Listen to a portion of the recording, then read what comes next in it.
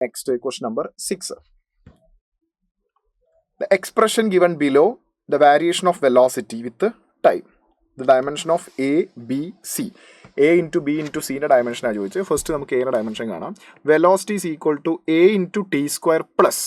അപ്പോൾ A into T square plus എന്ന് എഴുതണമെങ്കിൽ വെലോസിറ്റിയുടെയും എ ഇൻറ്റു ടി സ്ക്വയറിൻ്റെയും അതുപോലെ B T divided by C plus ടീൻ്റെ ഡയമെൻഷൻ സെയിം ആയിരിക്കണം. അപ്പോൾ നമുക്ക് ആദ്യം എൻ്റെ ഡയമെൻഷൻ കണ്ടുപിടിക്കാം. അപ്പോൾ എ ടി സ്ക്വയറിൻ്റെ ഡയമെൻഷൻ വെലോസിറ്റി ഡയമെൻഷനാണ് എൽ ടി റേസ് ടു -1 ആണ്. ടി സ്ക്വയർ അങ്ങോട്ടേക്ക് പോയാൽ എൻ്റെ ഡയമെൻഷൻ വരിക L T raise to -1 divided by T square മുകളിലേക്ക് പോയാൽ എൻ്റെ ഡയമെൻഷൻ വരിക എൽ ടി റേസ് ടു -3.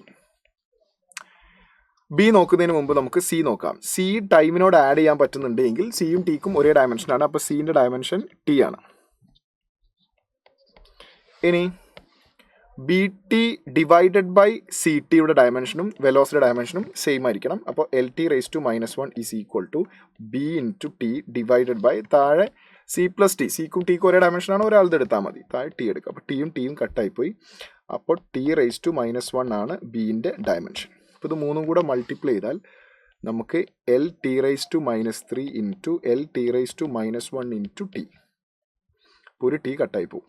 അപ്പോൾ നമുക്ക് എന്ത് കിട്ടും? L square T raise to -3 m raised to 0 L square t raised to -3. That is option 1 is the right answer.